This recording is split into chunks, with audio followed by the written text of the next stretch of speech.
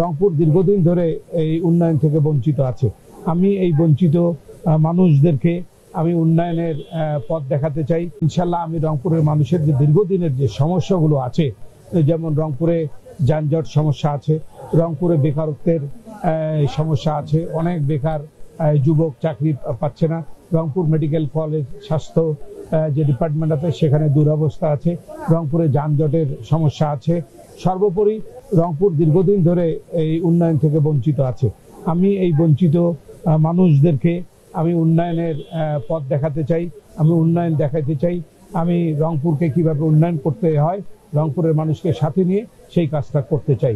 এবং আমি বিশ্বাস করি যে আগামীতে বাংলাদেশ জাতীয়তাবাদী দল বিজয়ী হবে, ধানের শীষ বিজয়ী হবে, তারেক রহমান বিজয়ী হবে, বাংলাদেশ বিজয়ী হবে, তার সাথে সাথে রংপুরও বিজয়ী হবে ইনশাআল্লাহ।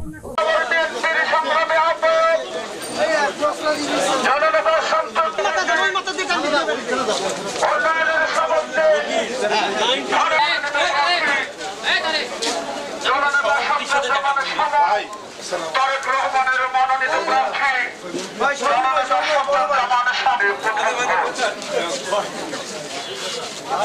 আমার সেরা মার্কা খালেদা জিয়ার মনোনীত রংপুর 3